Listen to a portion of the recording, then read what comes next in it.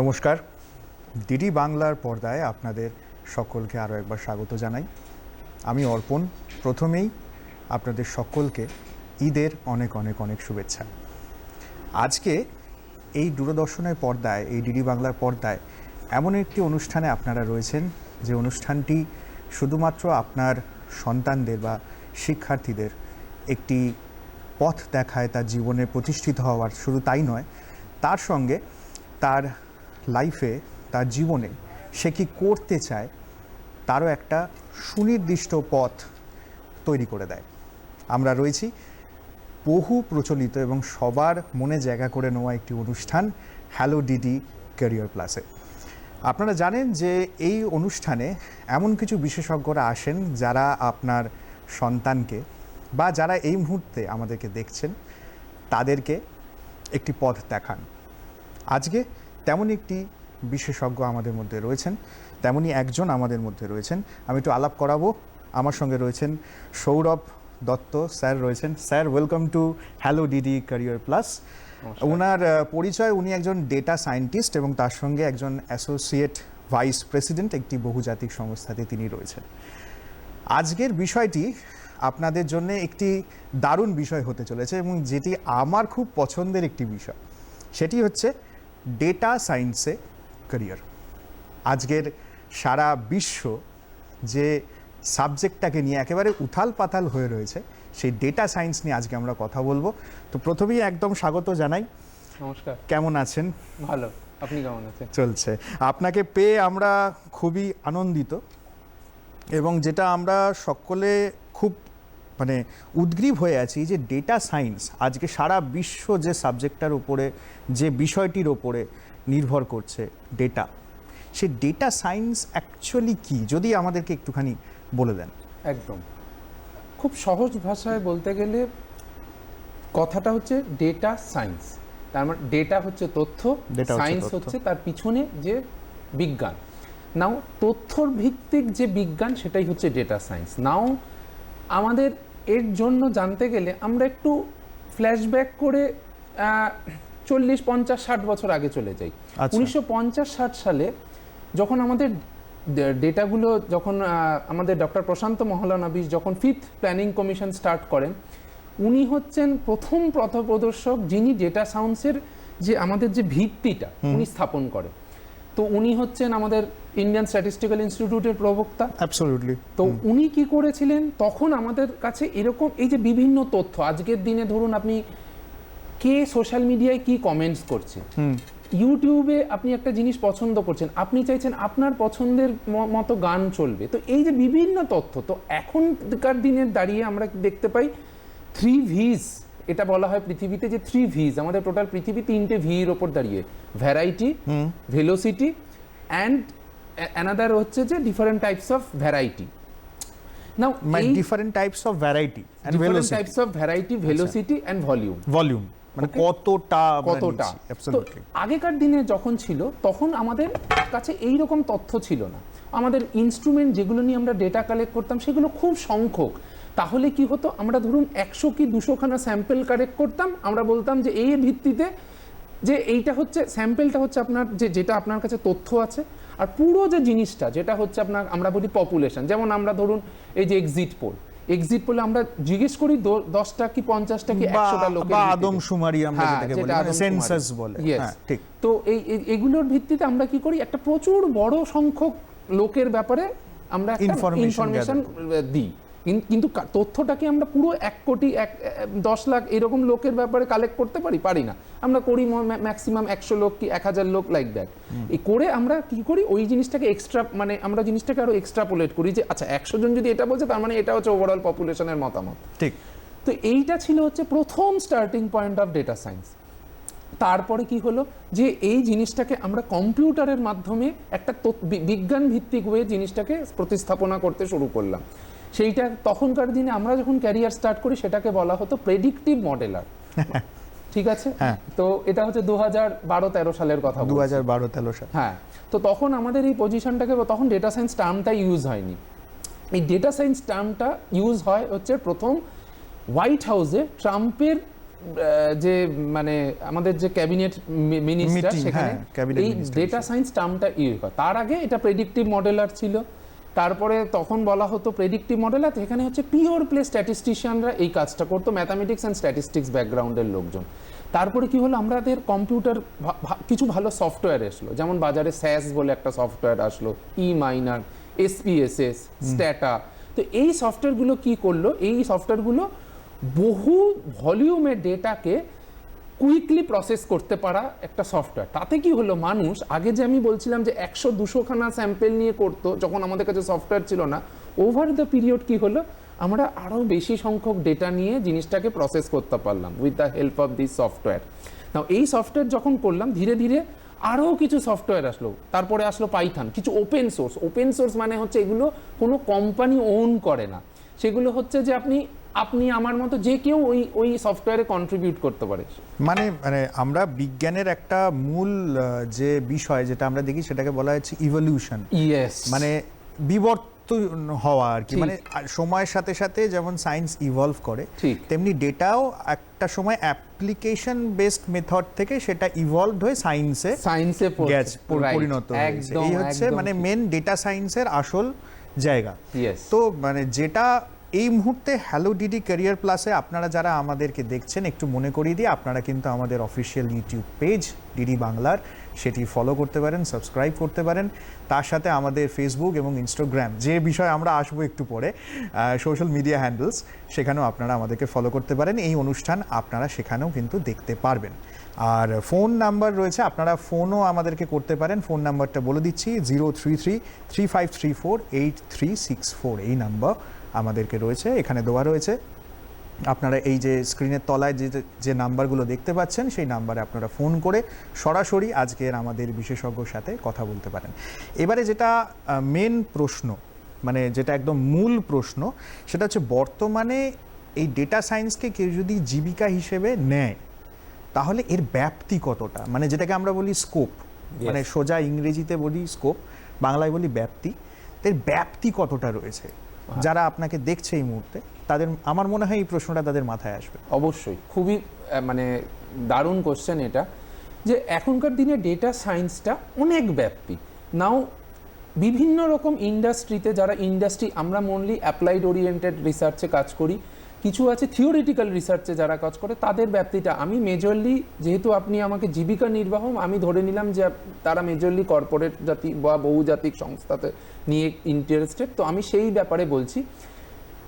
Not only যে সংস্থা, এটা আমি বলছি কেউ যদি পার্সোনালিও কিছু করতে চায়, কারণ এখন অনেকেই ইন্ডিভিজুয়ালি সোশ্যাল মিডিয়া বা ইন্টারনেট থেকে জীবিকা একদম নির্বাহ করছে, একদম, সেটাও যদি আপনি একসাথে ইনক্লুড করেন, সেটাও আমি বলবো। তো আমি স্টার্ট করছি প্রথমে, হ্যাঁ, কর্পোরেট, যেটা সহজ কথায় আমরা চাকরি বলি। হ্যাঁ, তো মেজরলি এটা হচ্ছে 4 ধরনের লোক কাজ করে এটাতে। ওকে, প্রথম হচ্ছে, আমি ডেটা সায়েন্সটা একটা এখন অনেকে ওটাকে অ্যানালিটিক্সটাও ডেটা সায়েন্সের মধ্যে ধরে, তো আমি ধরি কিছু সংখ্যক লোক আছে যাদের হচ্ছে ওই যে আমি বললাম প্রথমে শুরুতেই, আমাদের অনুষ্ঠানের শুরুতে, যে আপনি প্রচুর ডেটা দিয়ে দেবেন, প্রচুর ডেটা দিয়ে আমাকে বলবেন যে এইখান থেকে কি কি গুরুত্বপূর্ণ তথ্য আমাকে দিন। ধরুন আপনি আমাকে দিয়ে দিলেন 1 লাখ খানা লোকের ডেটা, লাস্ট 10 মাসের ডেটা, ঠিক আছে, কোনো একটা রিটেল আউটলেটে আপনি 1 লাখ খানা কাস্টমারের লাস্ট 10 মাস ধরে তাদের আমাকে বললেন যে অন অ্যান অ্যাভারেজ তাদের বাকেটে কত, মানে অন অ্যান অ্যাভারেজ তারা কত খরচ করে প্রতি মাসে, আপনি এই কিছু, আমি এরকম কোশ্চেন, বা তাদের বাকেটে যারা খরচ করে তারা on an average per item যখন তারা অর্ডার করে কতগুলো করে প্রোডাক্ট অর্ডার করে, রাইট, বা তারা কত ফ্রিকুয়েন্টলি অর্ডার করে, মানে এটা আপনি অনলাইন শপিং এর কথা বলছেন। হ্যাঁ, আমি অনলাইন শপিং, যারা ইন্টারনেটে শপিং করে, হ্যাঁ, তো এটা হচ্ছে এক ধরনের কাজ। তো এদের জন্য কি হয়, এদেরকে বলা হয় ডেটা অ্যানালিস্ট।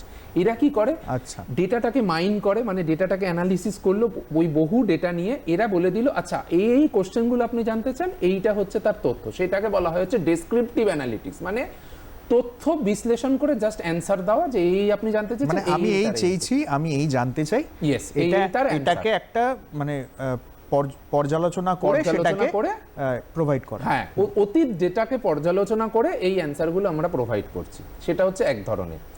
নাও এর থেকে কিছু অ্যাডভান্স ভার্সন আছে। আচ্ছা, আমাদের আমরা একটু এই জায়গাতে থামছি, কারণ আমাদের ফোনে একজন দর্শক রয়েছেন, দর্শক বন্ধু এসে গেছেন ফোনে। হ্যালো হ্যালো, হ্যালো, হ্যাঁ বলুন। হ্যাঁ হ্যাঁ নমস্কার, বলুন।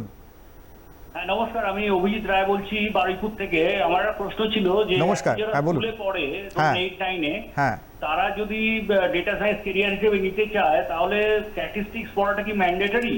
কারণ এখন সিবিএসই কোর্সে তো স্ট্যাটিস্টিক্স অনেকটাই থাকে, তো স্ট্যাটিস্টিক্সের কতটা নলেজ থাকলে তারা ডেটা সায়েন্সে ক্যারিয়ার করতে পারে? ঠিক ঠিক ঠিক ঠিক ঠিক থ্যাংক ইউ সো মাচ, আপনি অসংখ্য ধন্যবাদ। এইটি একটি মানে খুব গুরুত্বপূর্ণ বিষয়, যেটি আমাদের এই লাইন আপ কোশ্চেনে রয়েছে। আপনি পুরো অনুষ্ঠানটি দেখতে থাকুন, আপনার এই প্রশ্নের উত্তর আপনি সত্যি পেয়ে যাবেন, কারণ আমাদের এর পরেই কিছুক্ষণ পরেই আমাদের এই বিষয়বস্তুগুলো নিয়ে আলোচনা রয়েছে। তার আগে একটু জেনে নিন যে কিভাবে কোন কোন জায়গায় আপনার সন্তান চাকরি পেতে পারে, কি হিসেবে পেতে পারে, সেটাই এখন উনি জানাচ্ছেন। হ্যাঁ, প্রথমে গেল ডেটা অ্যানালিস্ট। তো এর পরেরটা হচ্ছে, এটা হচ্ছে যে পুরনো ডেটা দিলাম, আমি এই কোশ্চেনের অ্যান্সার পেলাম। এবার আমি বলতে চাইছি, আচ্ছা পুরনো ডেটা দিলাম, ভবিষ্যতে কি হতে পারে? আমি হচ্ছে এটা একটা প্রেডিকশন টাইপের, মানে আচ্ছা। তো সেইটাকে বলা হতো আগেকার দিনে প্রেডিক্টিভ মডেলার।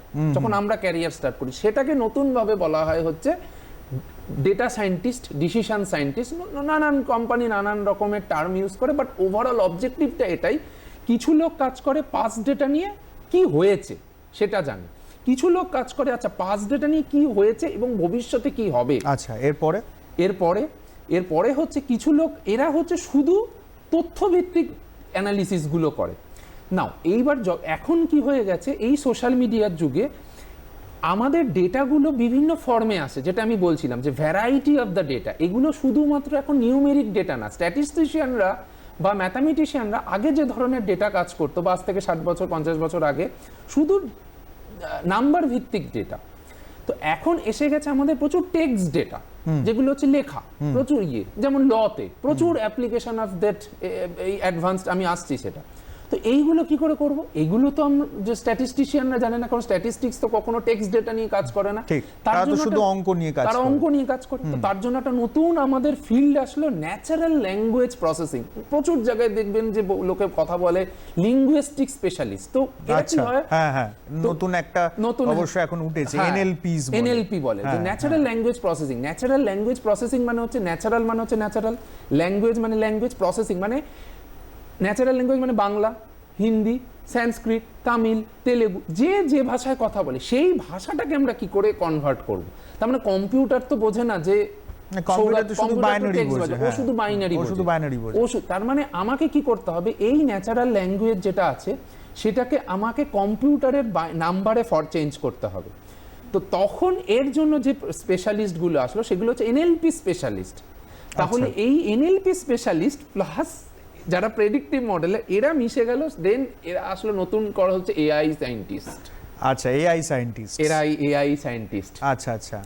এরপরে আচ্ছা, এআই কথার অর্থ বেসিক্যালি আমরা আর্টিফিশিয়াল ইন্টেলিজেন্স বলি ইংরেজিতে, সেটার বিষয়তেও আমরা আসবো। হ্যাঁ, সেই বিষয়। হ্যাঁ, তো এই এআই হলো এআই সায়েন্টিস্ট।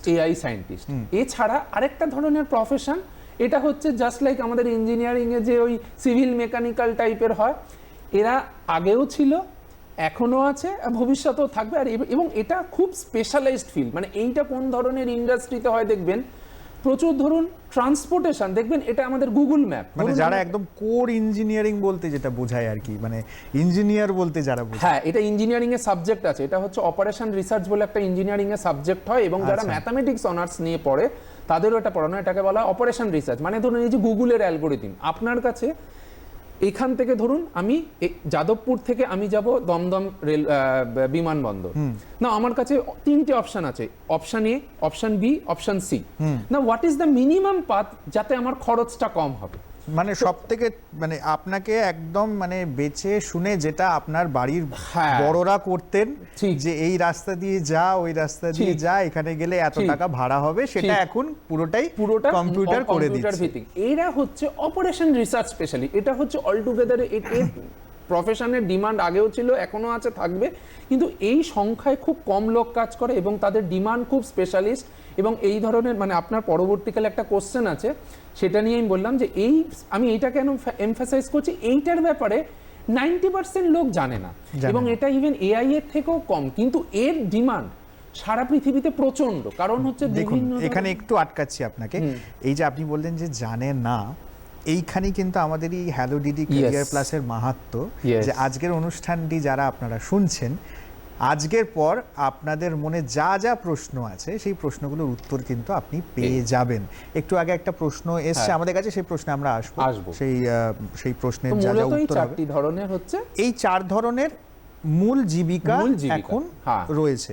আচ্ছা, জীবিকার কথা যখন আসে, এর পরেই যে প্রশ্নটা আসে সকলের মাথায়, যে এই জীবিকা থেকে কত টাকা রোজগারের একটি সম্ভাবনা তৈরি হয়।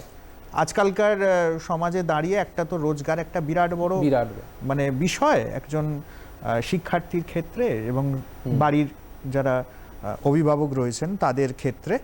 তো সেই জায়গায় দাঁড়িয়ে আজকের এই জীবিকাতে কত টাকা রোজগার, কোন কোন খাতে যদি একটু বলে দেন ছোট করে। একদম, আমি একটা তথ্য দিচ্ছি।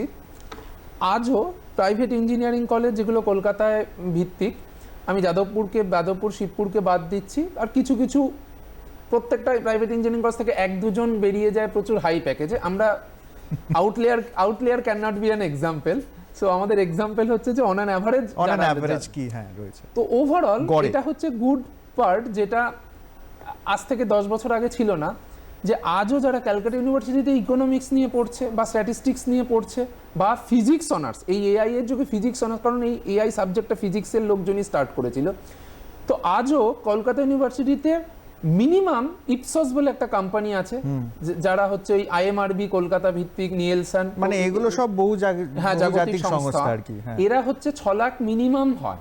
এইটা হচ্ছে গুড পার্ট, মানে 6 লাখ বছরে 6 লাখ প্যাকেজ, 6 লাখ পার অ্যানাম, এটা হচ্ছে পার ইয়ার, এটা হচ্ছে মিনিমাম। এবং যেমন আইএসআই, যেমন ওয়ান অফ দ্য ইনস্টিটিউট হচ্ছে আইএসআই এ মর্গান স্ট্যানলে একটা বহুজাতিক সংস্থা, আমি আরো কিছু বহুজাতিক সংস্থা আমি নাম নিচ্ছি না, এইরকম প্রচুর সংস্থা আছে যাদের অন অ্যান অ্যাভারেজ প্যাকেজ হচ্ছে 35 লাখ পার অ্যানাম। সেটা আইআইটি 35 লাখ টাকা বছরে সে রোজগার করতে পারে যদি সে ভালো ডেটা সায়েন্টিস্ট হয়। এবং আইআইটি গুলো প্লেসমেন্টের প্রচুর ওরা পাবলিশ করে, আইআইটির ওয়েবসাইটে গিয়ে। আইএসআই হচ্ছে এমন একটা অর্গানাইজেশন যেটা কারণ এটা মেজরলি রিসার্চ বেসড অর্গানাইজেশন, ওখানে স্টুডেন্টরা এমনও দেখা গেছে, আমি নাম করছি, ডিন ছিলেন শঙ্কর ঘোষ, আজ থেকে 12 বছর আগে, তখন এমস্ট্যাট স্টুডেন্ট, মানে যারা মাস্টার অফ স্ট্যাটিস্টিক্স, হ্যাঁ, তখন স্টুডেন্টরা যখন প্লেসমেন্ট এসছে, স্টুডেন্টরা প্রোটেস্ট করছে, কেন প্লেসমেন্টে কোম্পানি আসছে, আমাদের পড়াশোনার ক্ষতি হচ্ছে। মানে this is a reverse thing. অন্য কলেজে দেখা যায় যে মানে একটা সময় এখন যেরকম সবাই বলছে চাকরি নেই এরকম একটা ব্যাপার, মানে চাকরি কিন্তু আছে, মানে আপনাকে শুধু খুঁজতে হবে এবং আপনাকে সেইভাবে পড়াশোনা করে আপনার যে জীবিকার যে রাস্তাটা রয়েছে সেইটাকে আপনাকে একটুখানি খুঁজতে হবে। ঠিক, হ্যাঁ। তো প্রায় আমরা যা জানতে পারলাম যে একটি স্বাচ্ছন্দ্যমূলক একটি রোজগার সে করতে পারে আজকালকার দিনে দাঁড়িয়ে, তথাকথিত ইঞ্জিনিয়ারিং এর থেকে বেশি পাচ্ছে। আচ্ছা, এইবারে যেটা মূল কথা, এবারে আমরা আসবো আস্তে আস্তে শিক্ষার ব্যাপারটাতে, যেটা ক্যারিয়ার প্লাসের আরেকটি অন্যতম দিক। আচ্ছা, আপনাদের এই মুহূর্তে একটু মনে করিয়ে দিই যে আমাদের স্ক্রিনে যে ফোন নাম্বারটি আপনারা দেখতে পাচ্ছেন, সেই ফোন নাম্বারে আপনারা সরাসরি আমাদেরকে ফোন করতে পারেন, এবং আমাদের আজকে যিনি বিশেষজ্ঞ রয়েছেন, যিনি সায়েন্টিস্ট রয়েছেন, সৌরভ দত্ত, ওনাকে আপনারা ডিরেক্টলি প্রশ্ন করতে পারেন, সরাসরি প্রশ্ন করতে পারেন, তার উত্তর উনি দেবেন। একটি প্রশ্ন এসছে, সেই প্রশ্নটির উত্তর দেওয়ার আগে আমার মনে হয় তার আগে পড়াশোনার ব্যাপারটা একটুখানি জেনে নেওয়া ভালো, যে বর্তমানে ডেটা সায়েন্সে, যেটা আমার পরবর্তী প্রশ্ন ছিল আপনার কাছে, যে পড়াশোনার স্কোপ কি রয়েছে, কোথা থেকে কি পড়ানো হয় এবং তার ফি স্ট্রাকচার কি রয়েছে, এবং যিনি প্রশ্নটি করলেন যে স্ট্যাটিস্টিক্স নেওয়াটা কি খুব ভালো, ক্যারিকুলামটা যদি আমাদেরকে একটু বলে দেন, কি কি থাকলে সুবিধা হয়। সো কিছু জিনিস আছে, সেগুলো হচ্ছে পিওর ডিসিপ্লিনারি কোর্স, কিছু সাবজেক্ট আছে যেমন ডেটা সায়েন্স। আচ্ছা, এই মুহূর্তে একটু ফোনে আমাদের এক দর্শক বন্ধু চলে এসেছেন, আরো একজন, আমি একটু ফোনটা নেবো। হ্যালো, নমস্কার। হ্যালো, হ্যালো, শুনতে পাচ্ছেন? নমস্কার। হ্যাঁ, শুনতে পাচ্ছি। নমস্কার, হ্যাঁ বলুন। হ্যালো ডিডি ক্যারিয়ার প্লাসে আপনাকে স্বাগত। নামটা একটু বলবেন আমাদের? আমি আদিশ্রী বণিক। আচ্ছা, কোথা থেকে বলছেন? আমি কলকাতা থেকে বলছি। আচ্ছা, বলুন আপনার প্রশ্ন। অ্যাকচুয়ালি আমি স্ট্যাটিস্টিক্স, ইকোনমিক্স আর ম্যাথ নিয়ে পড়ছি। আচ্ছা, তো আমার স্ট্যাটিস্টিক্স লাইন ডেটা ইঞ্জিনিয়ারিং এ কি, মানে ডেটা সায়েন্সে কি এফেক্ট করবে? হুম। মানে আমি কোন কোন সেক্টরে যেতে পারবো, অ্যাকচুয়ালি ওটাই কোয়েশ্চেন। আচ্ছা আচ্ছা, ওকে ওকে, বুঝতে পেরেছি আপনার প্রশ্ন। আমরা নিলাম যে স্ট্যাটিস্টিক্স পড়ে ডেটা সায়েন্সে কি কি ব্যাপ্তি রয়েছে, মানে কি কি স্কোপ রয়েছে। হ্যাঁ, আমরা এই প্রশ্নটা নিয়ে এখন আলোচনা করছিলাম, আপনি আমাদের সাথে থাকুন। হ্যাঁ, পড়াশোনার স্কোপ কি রয়েছে? তো কিছু সাবজেক্ট হচ্ছে মানে সেলফ ডিসিপ্লিনারি কোর্স, মানে ধরুন আপনি জিওগ্রাফি নিয়ে পড়বেন, আপনি জিওগ্রাফি রিলেটেডই অ্যাডভান্স করবেন। কিছু সাবজেক্ট আছে হচ্ছে ইন্টারডিসিপ্লিনারি কোর্স বলে, মানে হচ্ছে যে ধরুন আপনি ফিজিক্স থেকে পড়েও ডেটা সায়েন্সে আসতে পারেন, স্ট্যাটিস্টিক্স থেকে পড়েও ডেটা সায়েন্সে আসতে পারেন, ম্যাথামেটিক্স থেকে পড়েও ডেটা সায়েন্সে আসতে পারেন, কম্পিউটার সায়েন্স থেকে পড়েও ডেটা সায়েন্সে আসতে পারেন। বাট এটার একটা, যেটা আপনি আমাকে জিজ্ঞেস করছিলেন, তো অ্যান্সার হচ্ছে যে ডেটা সায়েন্স থেকে বিভিন্ন পেশার লোক, সো ডেটা সায়েন্স সাবজেক্টটা স্টার্টই হয় হচ্ছে কিছু ফিজিসিস্ট লোক স্টার্ট করে। ওকে, তার মানে ডেটা সায়েন্সটা এমন নয় যে স্ট্যাটিস্টিক্স অ্যান্ড ম্যাথামেটিক্সের লোকরা আসতে পারবে, বাট হ্যাঁ, ম্যাথামেটিক্স অ্যান্ড স্ট্যাটিস্টিক্সের লোকরা preferred better, because data science জানতে গেলে 4টে বিষয় খুব ভালো করে জানতে হয়। এক, probability and statistics, first answer. মানে স্ট্যাটিস্টিক্স পড়েও আমাদের এখানে আসা সম্ভব একদম, কারণ আমাদের এই যে একটা ব্যাপার থাকে, আমরা তো সবাই টাইমের মধ্যে সীমাবদ্ধ। আমাদের ঘড়ি কিন্তু অলরেডি বলছে আমাদের মানে সময় সীমা প্রায় শেষের দিকে আমরা চলে এসেছি, তাই আমরা খুব দ্রুত এই ব্যাপারটাকে আপনাদের কাছে নিয়ে যাওয়ার চেষ্টা করব। হ্যাঁ, তো স্ট্যাটিস্টিক্স পড়ে আসা সম্ভব। Statistics, economics, mathematics, physics, computer science, সব যে কোনো সাবজেক্ট পড়ে এটাতে আসা সম্ভব। একদম। আচ্ছা, কিভাবে অ্যাপ্লাই করা যায়? হ্যাঁ, তো বিভিন্ন ধরনের এর কোর্স হয়, যেমন ইকোনমিক্স বা স্ট্যাটিস্টিক্স তো আমাদের বিভিন্ন ক্যালকাটা ইউনিভার্সিটির কোর্স আছে, আইএসআই এর নিজস্ব এক্সাম আছে, দেন আমাদের সিএমআই আছে, চেন্নাই ম্যাথামেটিক্যাল ইনস্টিটিউট, তাদের নিজস্ব পরীক্ষা হয়। কেউ যদি এবার ধরুন যে গ্র্যাজুয়েশনের পরে ডেটা সায়েন্স নিয়ে অ্যাজ এ সাবজেক্ট মানে হয়, সেটারও একটা 2 বছরের কোর্স আছে, সেটা ক্যাটের থ্রু দিয়ে একটা কোর্স হয়, যেটাতে হচ্ছে 2 বছরের কোর্স, 6 মাস আইআইটি খড়গপুর, 6 মাস আইএসআই কলকাতা, 6 মাস আইআইএম ব্যাঙ্গালোর, আর 6 মাসের ইন্টার্নশিপ, সেটা এক ধরনের কোর্স হয়। আচ্ছা, এগুলো আমি সব বলছি মাস্টার ডিগ্রি।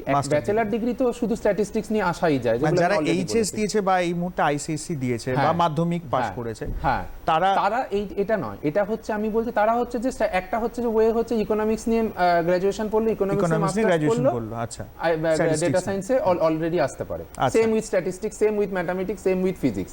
আমি বলছি যে কিছু ইন্টারডিসিপ্লিনারি, ধরুন আপনি ইকোনমিক্স নিয়ে পড়লেন, আপনি মাস্টার ইকোনমিক্সে পড়লেন না, আপনি বললেন আমি ডেটা সায়েন্স নিয়ে পড়বো, তাহলে কি হবে, সিএমআই এর যে কোর্সটা আছে সেটা হচ্ছে এমএসসি ইন ডেটা সায়েন্স, 2 বছরের কোর্স হয়, সেটার আপনি এক্সাম দিতে পারেন, সেটা হচ্ছে ওয়ান অফ দ্য থিং। ওকে, তাহলে যেটা জানতে পারলাম সেটা হচ্ছে যে আমি একটু ছোট্ট করে কনক্লুড করে দিই ব্যাপারটা, মানে একটু গুছিয়ে দিই আপনাদেরকে। আপনারা যারা এই মুহূর্তে স্ট্যাটিস্টিক্স পড়ছেন, আপনারা যারা ফিজিক্স পড়ছেন, যারা এই মুহূর্তে মাধ্যমিক দিয়েছেন বা উচ্চ মাধ্যমিক দিয়েছেন, তারা চেষ্টা করুন কম্পিউটার সায়েন্স, ফিজিক্স, কেমিস্ট্রি তো নয়, এখানে আসছে শুধুমাত্র স্ট্যাটিস্টিক্স, ম্যাথামেটিক্স নিয়ে আপনারা আগে গ্র্যাজুয়েশনটা ক্রস করুন, গ্র্যাজুয়েশনটা পাস করুন, তারপরে বিভিন্ন জায়গায়, বিভিন্ন ওয়েবসাইটে, বিভিন্ন পোর্টালে ডেটা সায়েন্সে আসার বিভিন্ন কোর্স হয়, যেটা ইন্টারকানেক্টেড কোর্স বা ন্যাচারালি ডেটা সায়েন্সের কোর্স। হ্যাঁ, যারা যারা প্রশ্ন করেছিলেন স্ট্যাটিস্টিক্স পড়ে ডেটা সায়েন্সে আসতে পারবেন কিনা, অতি অবশ্যই আসতে পারবেন। এবং এই বিষয়ে আরও বিস্তারিত আপনি যদি জানতে চান, তাহলে আমাদের ইউটিউব যে পেজ রয়েছে সেখানে গিয়ে আপনারা প্রশ্ন করুন। আমাদের হোয়াটসঅ্যাপও রয়েছে পোর্টালে, সেখানে আপনারা প্রশ্ন পাঠাতে পারেন, তার উত্তর আমরা আপনাদের কাছে পৌঁছে দেবো। প্রথমত জানাই আমাদের সময় একদম শেষ হয়ে গেছে। আজকে সৌরভ দত্ত মহাশয়কে অসংখ্য ধন্যবাদ আমাদের মাঝখানে আসার জন্যে। আর ডেটা সায়েন্স একটি অনেক বড় সায়েন্স, অনেক বড় আলোচনা। আশা করছি ভবিষ্যতে এটা নিয়ে আরও একবার আমরা আলোচনায় থাকতে পারবো। সকলে ভালো থাকবেন, সুস্থ থাকবেন এবং হ্যালো ডিডি ক্যারিয়ার প্লাস দেখতে থাকবেন। আমরা খুব তাড়াতাড়ি আরও একবার এই সাবজেক্টটি নিয়ে, এই বিষয়টি নিয়ে ফেরত আসবো। ততক্ষণ সবাই ভালো থাকুন, সুস্থ থাকুন, দেখতে থাকুন ডিডি বাংলা। নমস্কার।